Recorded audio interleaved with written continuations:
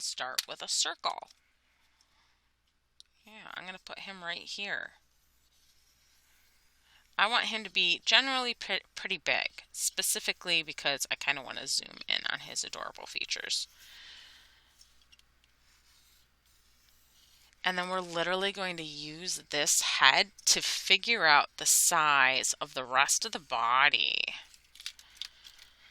Yeah, so chibi is another, I swear chibi means small in Japanese. I'm not entirely sure.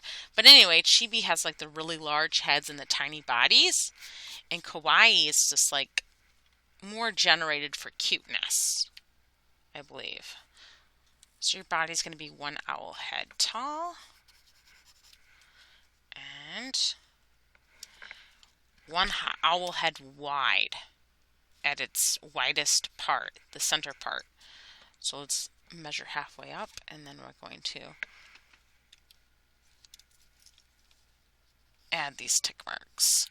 Give me a thumbs up or a number 1 when you have your general body frame marking guidelines, blah, blah, blah. Good. All right, so let's kind of connect the dots here now that we have like a general idea of what we're working with here.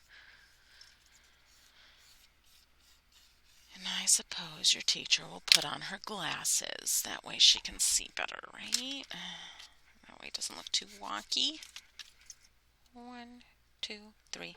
Okay, so your feet are 1/3. Like each foot is 1/3 of an owl head wide. So just try to use 1, 2, 3. Use your owl head as a guide to help you figure out the width of foot number 1 and foot number 2.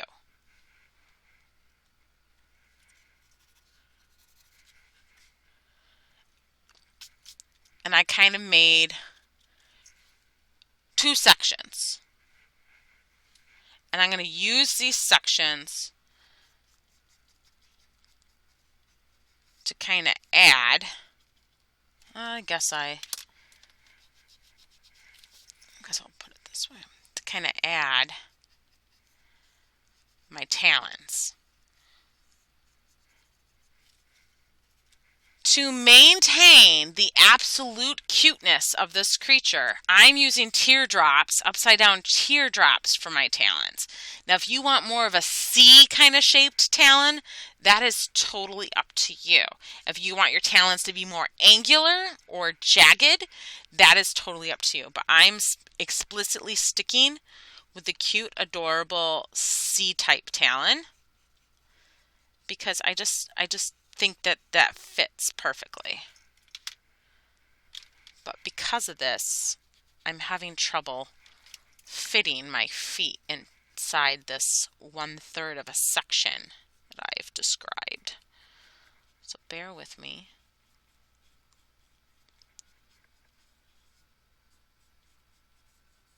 It might help to do 3 small circles and then add like a curved triangle on the top here. Let me zoom in so you can kind of see what's going on.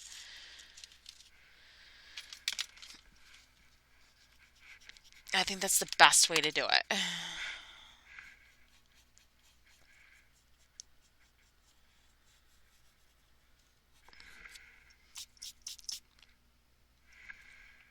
So I'm going to do 3 circles. 1, 2, 3.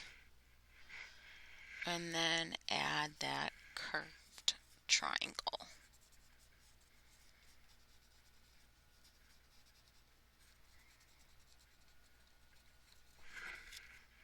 And then erase whatever is inside. That's a lot easier than what I was trying to do. I was trying to eyeball it, freestyle it the other way. I am going to make it just a little bit bigger so that way my feet align with each other. Excellent. I'm going to zoom out. I'm going to fatten this part of the body just a little bit so it's proportionately equal on both sides. Feel free to erase the middle part of the bottom half of your owl head right here. We're getting rid of that. Let me see what we got here. Let's separate this section into thirds.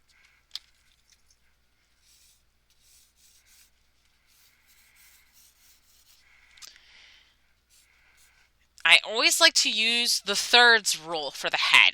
It's really simple. First third is forehead, second third are eyes, and usually the beginning of your nose or your beak. And then the last third is kind of like the chin and everything that connects down into the neck or Adam's apple of your animal. I just find it just really easy to remember. Because if you were to split this picture, the face of it into thirds, it literally lines up perfectly. So let's kind of use that here. These eyes literally fill up the middle of your second third. If you were to split it into like a quadrant, or if you were to have like a center line here, you would have one eye on this side and one eye on that side. So let's use some ovular kind of, shapes here to get these dudes in.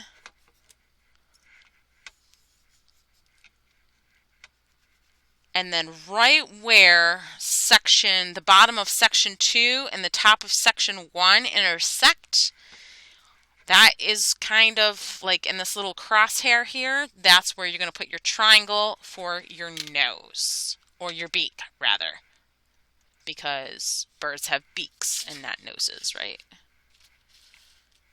Okay. Here's a better viewpoint of what's going on. I kind of decided to have my bird looking head on.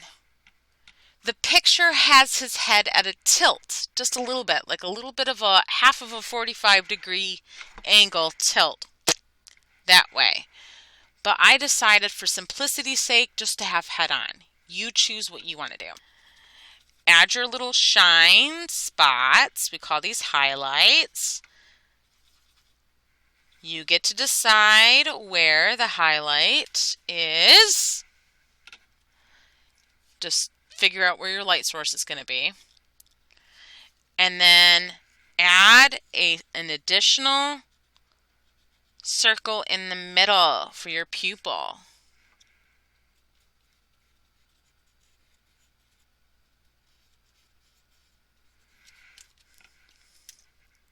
Super, super cute, right? Now, the eyebrows or the eyelashes on the top here, we're going to collect those in using shading. So don't worry about this area right here on the top of the eye. However, we do need those little horned pieces, right? Because we're doing the horned owl. So right where section 1 ends, we're literally going to kind of create like a smiley line. We're going to use this to help us figure out where these really fuzzy, feathery eyebrows are. Give me a thumbs up or a number 1 when you're ready to complete that. I kind of did like curved triangles for this part, for the brow, and then added some bumpy lines on the base of my curved triangle to kind of get that feathery kind of look going here.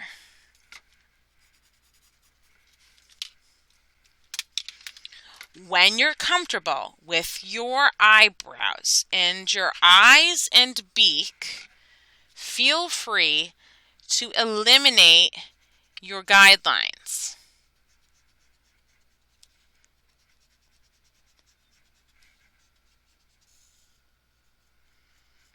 And you're really going to cut out just like a little sliver, like a banana shape, or maybe even an unfinished moon for your cheeks right here.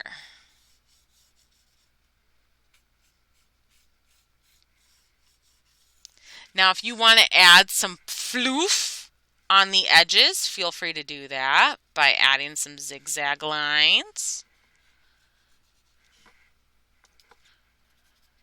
And then erase whatever is not necessarily needed.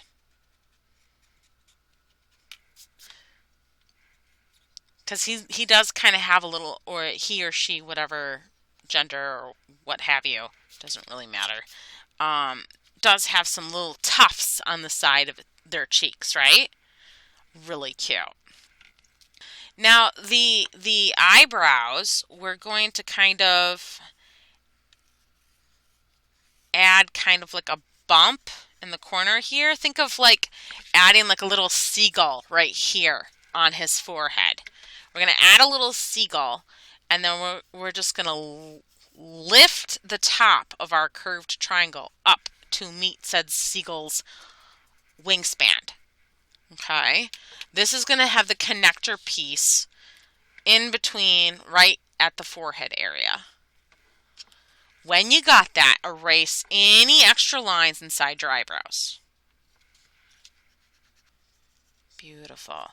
If you want the cute little faux hawk kind of thing here that's on top of his head, feel free to add that. It's not necessarily needed. This is kind of stylized. It's not really realistic. They're kind of giving this little owl a hairdo. Super cute. And while you do that, you're going to see halfway down from your owl's neck into the body, you kind of have like a floofy triangle V-neck thing going here. Like he's got like a little scarf of feathers. I don't know what's going on, but it's super cute, super fluffy, probably keeps him warm during the winter time, come the end of fall, but kind of just give yourself a floofy V-neck halfway down into your owl's body. That's halfway down, yeah? Yeah, that's halfway down. And I just did that by kind of doing a series of wonky curvy lines to emphasize the floofiness. The floof. If you have any lines kind of intersecting going inside the body of your floofy scarf, erase those. And then give me a thumbs up or a number 1 when you're ready to do the wings. Excellente. You guys are on top of it today. Kind of like what we did with our face cheeks, or our cheeks for our face. We're going to kind of do with our wings. Remember we did that circle. We included the wingspan in here. So you don't even have to worry about the edge of the wing here.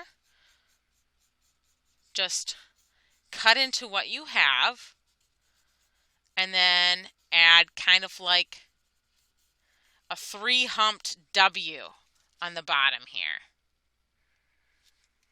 3-humped W. Does it? Wait, 1, 2. I guess it could be just 2 regular 2-humped W. Whatever you choose. It's W-ish. These are like your flight feathers.